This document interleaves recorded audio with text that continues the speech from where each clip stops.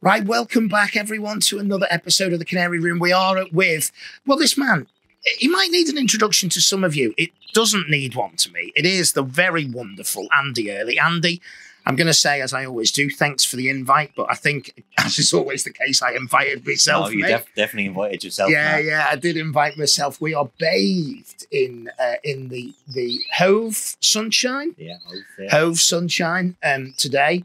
I need to put a little bit of powder, I think, on my head because it's reflecting off the camera. That is Andy's bird room, and it's got a fabulous. Actually, it's the biggest skylight I've ever seen. It's nearly the whole width of the not quite, not quite. shed. It's nearly there. So we've got a fabulous episode in store to you today. I can say that with some confidence because Andy and I have chewed the fat over the dining room table for a while already. We are going to look at the very, very special, a Canary Room first for us, the English cinnamon. So we're going to talk about the English cinnamon, Andy, aren't we? Yeah, definitely. And the work that Andy and others have done in getting the model and the pictorial model done, which is great credit to you and others. We'll say and others as well. So, and you can tell me who those others were later, but I'm going to say Andy. And then we're going to talk London fancy. And again, some of the work that Andy's done, and we know with others as well, in getting the breed recognised. We're going to talk about Andy's journey to becoming a com judge, if that's not too traumatic. No, that's fine. Yeah. He's over it now. He was telling me about the questions. I'm thinking that sounds like my A-level exams all over again. It is like that. Yeah, I have no good memories about them. And we've got a couple of other bits and bobs as well, because Andy, like every good Canary man, has what can only be described as a menagerie. It's like the Canary Room. It's home from home in me here. Exactly. I spotted a little red pole. I've spotted some bullfinches, although he's got a young bullfinch in the nest, everybody. I'm not very happy about that. And I've spotted a quail. Yes. A little Chinese painted quail. And if, as a bird keeper, you haven't got a soft spot for Chinese painted quails, can you really call yourself a bird keeper? Listen, you know what to do, everyone. Grab yourself a cuppa, sit back, and this is going to be a belter, and enjoy the show. Right, so we're in Andy's shed, and honestly, it's always the way when you spend time with knowledgeable birdmen that you learn something new. And I've already learned something new. We're going to have a little shot on screen in a second of an article Andy did in Cage Birds of a redpoll cage, where essentially, Andy, they feed themselves. Yeah, there's a little kind of timbal on a string that they kind of pull up to kind of take condition seed out of. I've seen it many years ago, and somebody made me one of the cages just out of interest. I don't know. It's really clever, really good to see. Yeah, I'm fascinated by it. I'm absolutely fascinated. So the room, Andy, we've talked about the bathing sunlight. Room is 10 foot square. 10 foot square. It's got double glazed French doors, and it's got like a skylight, a roof light, so I can have cages on all three walls. And I've got a small internal flight, small room, 10 by 10, 35 foot breeders, small flight. It's perfect. It's like the TARDIS, mate, isn't it? Well, it's all the princess will allow me to have, so it's the only bit of garden I'm allowed. And speaking of the garden, I've got a couple of shots of the garden. And again, as with, we've just come from Keith's. Keith's got a beautiful garden. We went to see Kenny Masterman. Kenny's a gardener, and he's got an amazing garden. And here is very beautiful. So is that your work, or is that Lynn's work? No, that's Lynn's work. She's the gardener. She's the gardener. I just operate the lawnmower. You just make the mess in this corner. Exactly. Superb stuff.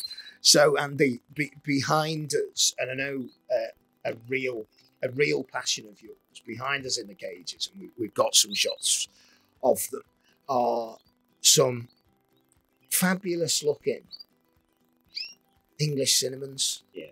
So come on, tell us about, because the English cinnamon is an old and rare variety, isn't it? And I think it's thanks to the dedication of people like you, people like Richard, with the Londons as well, people like Donald Skinner Reid, and there are many more, and I know you'll name check a number of them as we go through. That these varieties continue today. And it's fair to say that I think the English cinnamon's going through a little bit of a renaissance. There's quite a bit of interest in it. Is that fair to say? Yeah, no, without a doubt. I mean, I've been interested in English cinnamon for, more than 20 years. First seen them at the Old Variety Show in Peterborough, and couldn't acquire any kind of stock. And then I kind of started my journey with the London Fancy. So the cinnamons kind of took a back seat. And then Brian Gregory started up the English Cinnamon Facebook group, and got in touch with Brian, got hold of some birds, and kind of began from there. And then there's like a group of enthusiastic breeders, like you mentioned Rich Nightingale, people like Rob Lyons, but then you've got people on the committee. Jamie Taylor, kind of pretty prominent. Shane Evans has got some now, and then there's like people like Adam Kendall and Paul Larkin. I mean, and they're the kind of people that are kind of driving the club forward. So, they've done a lot of kind of good work in terms of setting up kind of club constitution, club rules. We've done some stuff with the standards. We did the pictorial model because there was always this feeling that there was a written standard for the English cinema, but no picture model. So there was always this kind of comparison with the English cinnamon and the Norwich, and it was to kind of like let the English cinnamon have an identity of its own. So that's how the kind of pictorial model came about. And we got Roy Applin, very kind of prominent bird artist. He's done the Norwich ideal, he's done the Budgerigar ideal. So like, the right man to kind of do it. And Roy Applin kind of painted the model for us. I mean, it went through various kind of stages. Roy was incredible. He, showed us the kind of drawings at every kind of stage. We did one version. There was things about it we didn't like, so we were back to drawing board. Did a second version, and there's probably things, if I'm honest, that could be tweaked on it. But by and large, we're happy with it. And I think the aim should be now that fanciers kind of like get on board with it and try to kind of breed English cinnamons to that standard. Yeah. And I think, great testament to you and the rest of the guys around. Roy, when Roy Applin's drawing your model, your pictorial standard, you're taking it seriously. I think there's great credit to everyone who's done that. And I think, the birds themselves, I've got a couple of shots here, and I think the beauty of these birds, they're rearing their own. Yeah. And that, we talk about the comparisons with Norwich, and I don't know, just come from Keith's in the last couple of days, and Keith's trying to reintroduce and has done with some success that rearing instinct, because the flip side is otherwise you end up with a shed full of feeders, and there are some feeders in here, and the thing it would be, it wouldn't be fair of us to say that, but your English cinnamons are rearing their own. Yeah, they are self-rearing, and the feeders were. Well, the theory is that I was going to take eggs away, put them on the feeder so that the birds would lay again, but that's not really happened because I've not had a kind of spectacular season. So far, only 6 English cinnamons, so from two pairs haven't done anything. So, that kind of plan hasn't worked out. So the feeders have reared their own young. Yeah. The feeders are breeding next year's feeders at this stage. It's always good to have. It's always good to have. So in terms of, talk us through the English cinnamon then, and if we can, we'll try and get a picture of the model as well on screen that we can show people. So as a standard, obviously yellow and buff feathering, yeah, and it is a yellow and buff feathering together, and that you put together. So what are the key things? What are the key sort of elements? We were talking a little bit off before, and you mentioned the striations on the back and the importance of that. So the kind of biggest amount of points for an English cinnamon is 35 points for colour. So that's the colour is kind of key. The next kind of most important feature is feather, which is 15 points, and then some of the other features, like the type of it is only like 10 points. So the two key things on an English cinnamon are the kind of the colour and the feather quality. And I was talking about the striations on the back because I actually think they're quite important, and that they need to kind of be brown. So that's the kind of things I look for.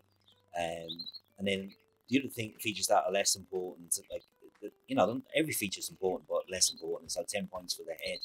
And one of the things is like the browiness. So like modern Norwich are browy, And that's what something that we're trying to get away from. That we want, birds that are not kind of browy. Yeah. I don't think I've got the best examples of them. I think other people have got better ones, but I'm aiming to kind of breed birds to the kind of the standard. That's my kind of aim. Yeah, and I mean they are. I defy anyone to have a look at them. There won't be any coming to the Canary room, largely because actually, and you've alluded to it already, Andy, that the challenge with a lot of the old and rare varieties is the availability of stock, and I don't know. You're reliant on numbers first and foremost. We all breed for ourselves, so we breed for our next year's stock. But the English cinnamon, because of I guess its rarity, hasn't been that readily available. Yeah, and other people like John Hulse, he's kind of bred English cinnamons in numbers, and he's able to supply a lot of people. But unlike a lot of breeders, I'm only a hobby breeder. I breed a handful of birds for myself to kind of show. I'm not somebody who kind of breeds birds to kind of sell them as such. So yeah, there will be some surplus birds sometimes, but most of the time, I'm breeding for myself and for a few friends. That's it. That's the way. That's how I do it. I've only got a small setup. I only do things on a small scale, so I'm not going to be breeding hundreds of them. So. And I think the thing, and I've talked about this a number of times on the Canary Room, but the key thing with, and certainly with the old and rare variety, then is about patience, isn't it? Yeah. And getting that stock. And as you did, waiting for that stock to become available and knowing that I've got a little place in my mind where the English cinnamon is going to go, and I've managed to squirrel a few cages where it'll go, and at that time it will be wonderful. And we've got some young away. We can see them in the shot here. We've got three on the sticks already, and it fascinates me. And again, as I say, you learn something new. The perch configuration, Andy, it's Andy Early's triangle of perches. That's what we're going to call it. Yeah.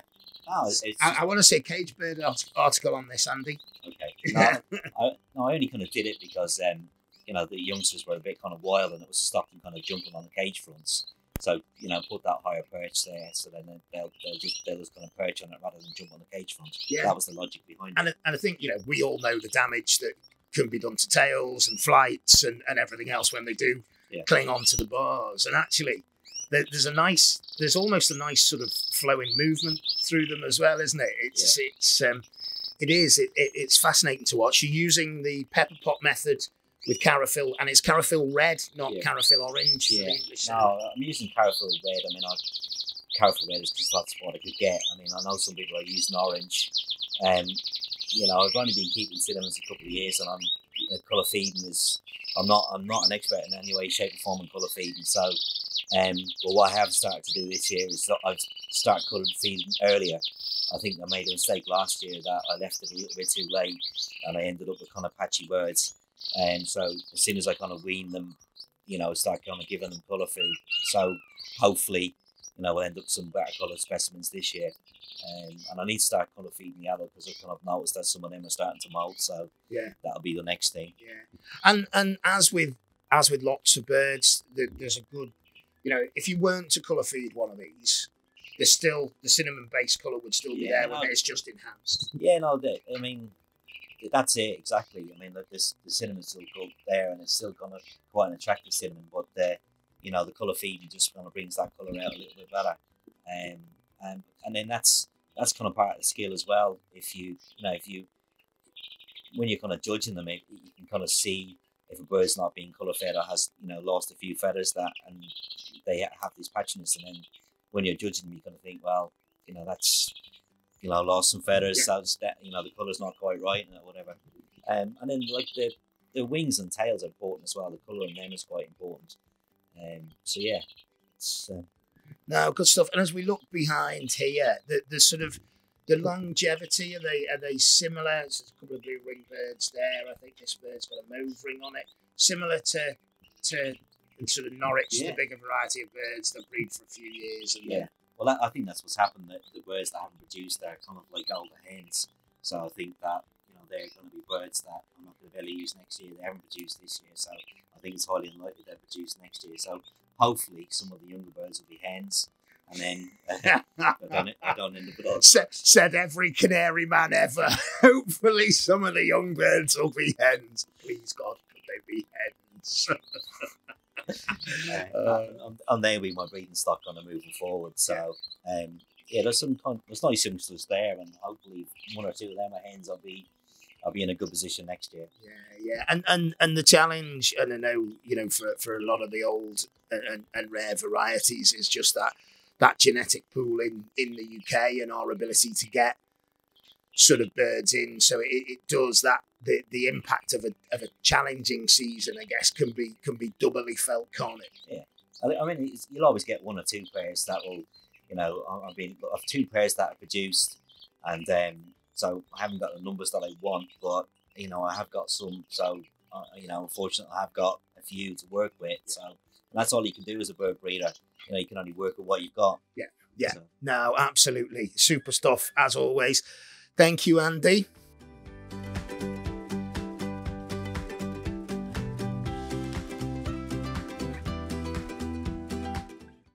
We've moved around the shed, everyone. You might be able to see in the cages behind us, there is a not an insignificant number, but not a massive number, but not insignificant, of the very wonderful, very beautiful London Fancy, just out of shot.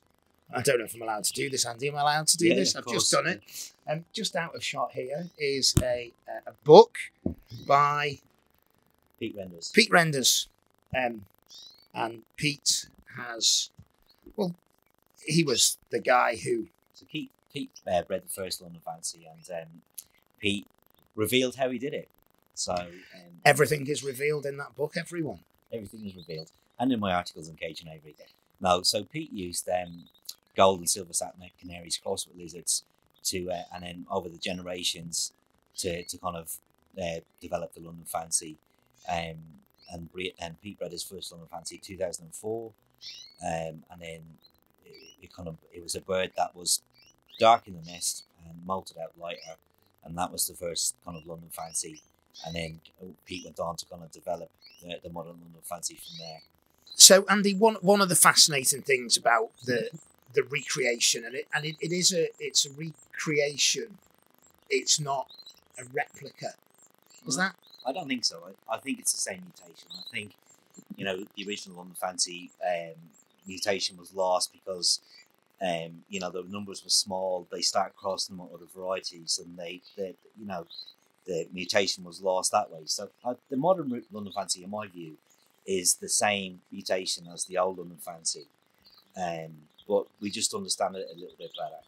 So Pete Renders used silver satinets and gold satinet canaries crossed with lizards, and then he kind of come up with his London Fancy that way.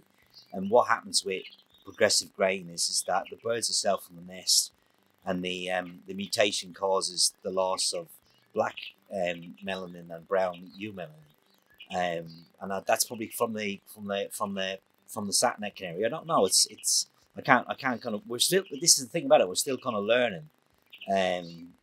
You know, about it, and still discovering things about it. But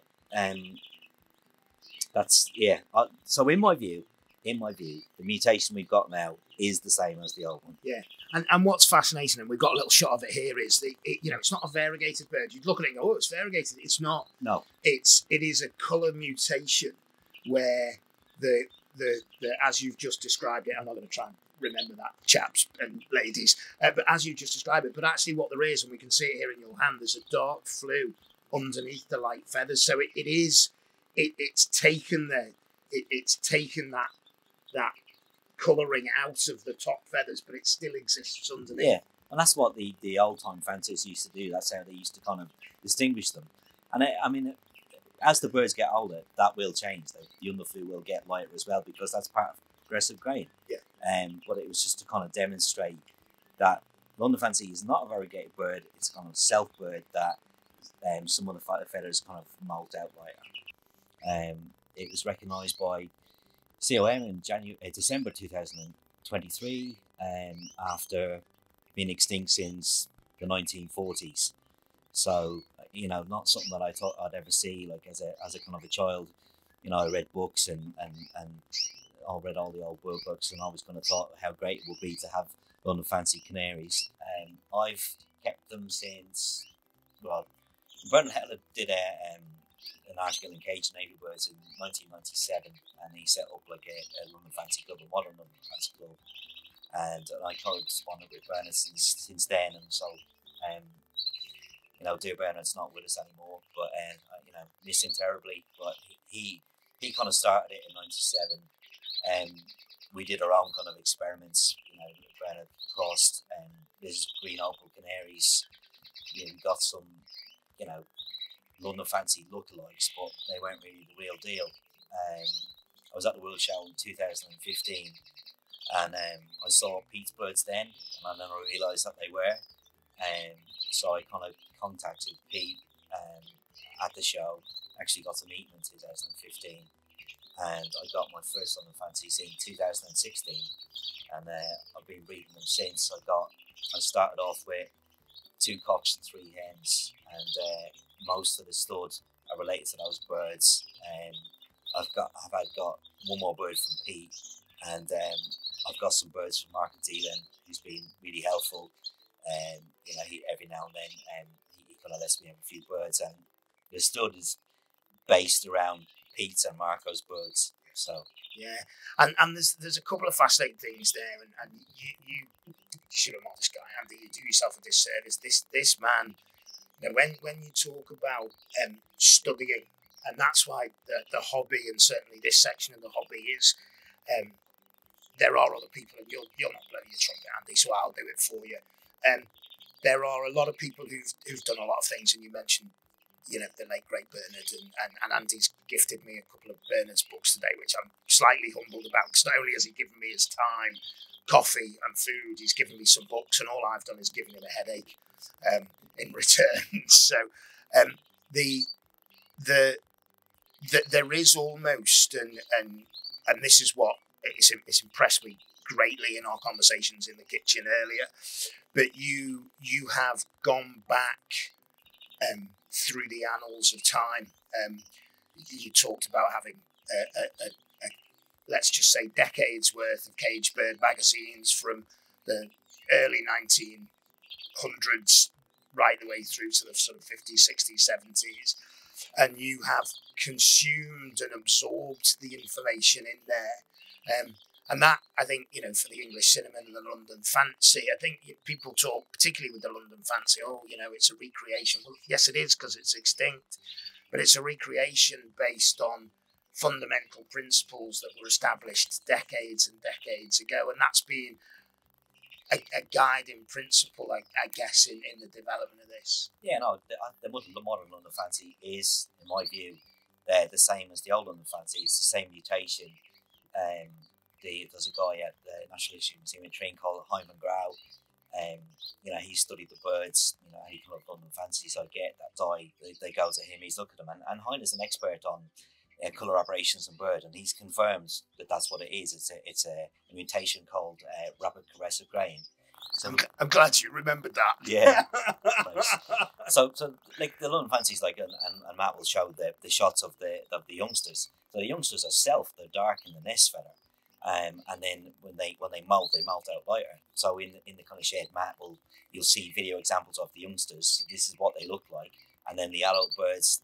That's how they'll molt out. So there's adult birds from last year that were like the youngsters this year. And honestly, when you see the shots of the youngsters, and you'll see them as we're talking here, it's almost impossible to believe, Andy, isn't it? And there is one in there. There's a white ground bird in there, which you said had been plucked, and actually you can see that secondary feather has come through, and it's come through white. Right. It's not molted yet, so it's not molted yet. So it's it was plucked in the nest, and it's molted. Some of its adult feathers have come through. So, but it'll still have a proper molt, and it'll come out even lighter, hopefully. Yeah. And do you find that sort of second year they go lighter again? Yeah, this is the thing with them, that they so the mutation is called progressive graying, and that's what they do, and they will get lighter, and my kind of second year birds and third year birds are sometimes better than my first year birds, and the first year birds are to get kind of classic London Fancy is quite hard, and then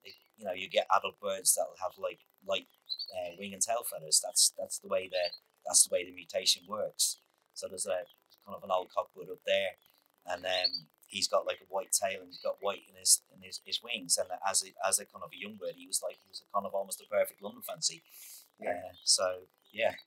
Nothing like pulling your hair out. And one of the key things to the London fancy is the dark beak and the dark legs. And you're gonna share with us a little secret. Yeah. So like the first thing you do is obviously you breed for that. So you try and use birds that have got dark beaks and legs beaks, but you can kind of enhance the kind of darkness. So I kind of give the birds some polygonum powder and I mix it in with a bit of conditioned seed and a bit of thriving gloss. And that'll help darken the beak and legs. So just those small margins there. So, and I think the beauty of this for me, you've got the classics, you've got the ones that I can't remember what they're called, and what are they called? The Spanglebacks. The Spanglebacks, yeah. See, I'm there. I'm good at this stuff, And then you've got the white grounds, and then we've got a cinnamon London fancy as well, which is fascinating because it's a self bird at the moment, a young bird, and that will molt out like a exactly the same. The cinnamons are like cinnamon selves. The blue, they'll be like little blues, and then the greens, and like I say they'll when they molt they'll change. It just depends how lucky you are, how much they change. Yeah, and I think that is really the sort of the fascinating aspect of it, isn't it, Andy? Because it's the colouring, the colour sort of standard in here, and the model is really important. So it's not so much about the type, is it, in the Londons? Is it about the markings? Is type an important aspect as well? Oh, that's important. That's important as well. But the standard is the same for any other breed. There's certain features, but obviously, the clearer the bird is, the better. But that's not the predominant feature. You want the things like, the wings and tails to be dark. You want the legs and beaks to be dark. There's like any other breed. It's all the different components that come together to make it a good bird. We talked a little bit about the sort of standard and the standard of excellence and stuff, and let me get it here, everyone. Here is something which not many people have got, which is quite difficult to get, and that is your I'm going to take it with me, everyone. It'll be gone. Thanks, Andy. It is your badge, your judging badge. Yeah. So you are an official Type E.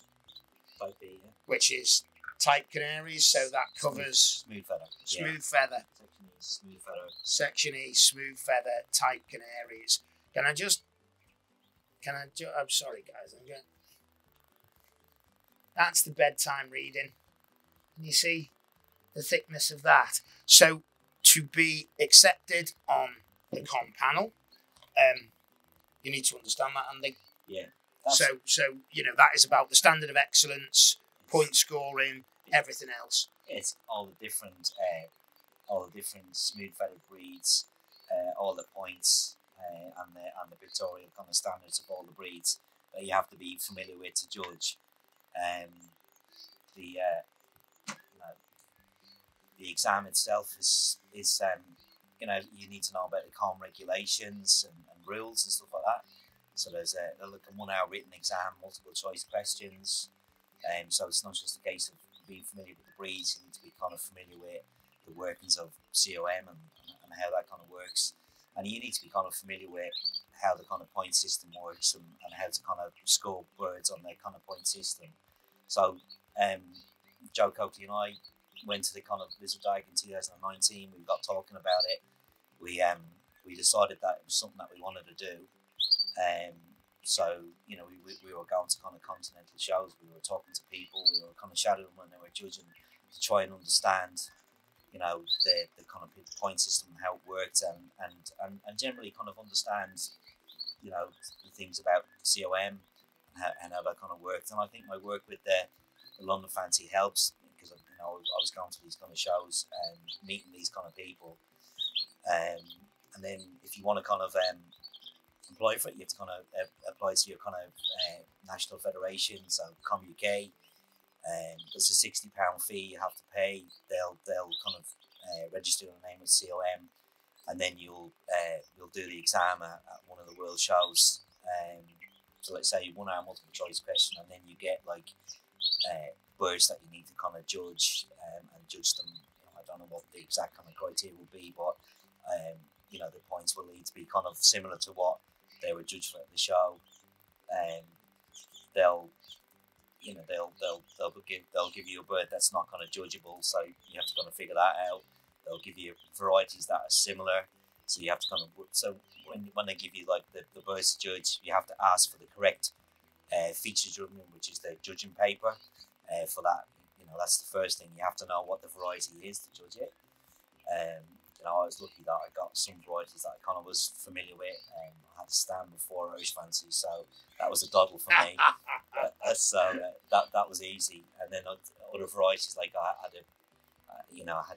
a Brenois and a Logette in the same. So I had to kind of be able to tell my difference between my Brenois and my Logette. It's not a trick, but it's just that you know the varieties and you understand them. That's it. Yeah. So, well, listen, mate, well done. All credit to you. You've done it, and you mentioned the different varieties, and we've focused today on the English cinnamon, and we've focused on the London Fancy. But you've mentioned the Irish Fancy, and we've got some Irish in the room as well. Yeah, I've always kept a few Irish Fancy, and I was really lucky. I got Irish Fancy from Eddie Darcy. When you were allowed to bring birds to the World Show, the guys from Ireland came over to Gary Mann in Bournemouth, and Gary phoned me up and said, I have something for you. And I said, I wasn't expecting anything. And Eddie Darcy very kindly sent me 4 pairs of Irish Fancy and 4 show cages. So the line of birds I've got are from Eddie, and I've had them now for 5 or 6 years, and I enjoy keeping them. They're probably like, out of all the birds in the bird room, they're the most prolific. I don't have any kind of problem breeding them. All the rest of them, they'll just do their own thing, and Irish Fancies, yeah. And there is as well some Hozos. I've got some Hozos, yeah. I've always had a few Hozos. A breed I like. And I suppose that's like when you're a judge as well. It's useful to kind of keep different breeds, so you can kind of study them and understand them. I've got a couple of pairs of crests as well, but they've not done anything this year. But again, it's just to know different things about different varieties. So that's I keep a few different things. And one of the best ways of being a judge is to have those birds around you all the time, isn't it? And to see them and to understand them and to truly appreciate them. Superb stuff. Right, well, everyone, Andy, thank you, my friend. You are an absolute gentleman. Thank you for sharing your knowledge. Thank you for sharing your tips on the black legs and the black beaks. Thank you for sharing your passion and your knowledge for the English cinnamon, the London Fancy, and the other birds that you've got in here as well, and the work that you've done and others have done with the model and the work on here. And I've learned, as I'm sure everyone else has today, an awful lot from you, mate, and particularly about that underfeather, which I've forgotten what it's called already. The flu. And the progressive greying. Yes. Yeah, progressive greying. I'm doing a bit of progressive greying myself, I think. In fact, I've missed that stage. I've got no underflu now. I've just gone straight to none. If you see Andy Early on the show benches or the judging channels of Europe, certainly the judging places of Europe, or if you read or get the chance to read any of Andy's articles, and you've written for Cage Birds and magazines all across the world, Brazil, Italy still to go. So come on, Italian bird people, get on to Andy Early. Take the time to read Andy's articles, because the work that goes in to preparing them, and the knowledge, the sort of forensic nature, that's been demonstrated with the work that you've done around the judging panel for Com as well, mate. And copious notes. And Andy, I will share with you, Andy said to me, you know, if you've got questions, you're going to ask me. And I said, Andy, God bless you. I just come down with a camera and make it all up as we go along.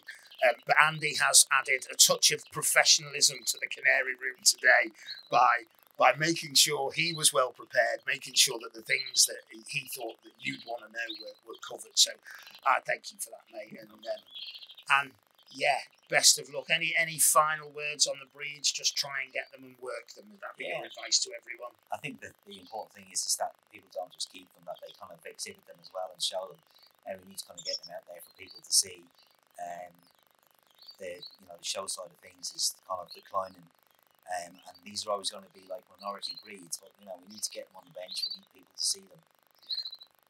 Good stuff. Have to say, everyone, particularly smitten with the Hozos, watch this space for a later episode. Andy, thank you, my friend. If you've enjoyed the show, everyone, please hit the like, hit the subscribe button. We are edging closer to 20,000 subscribers for the channel, which for me is absolutely mind-blowing, and I am really grateful. I will keep travelling the length and breadth of the country. To give you an idea, Andy is in Hove. I am just north of Liverpool.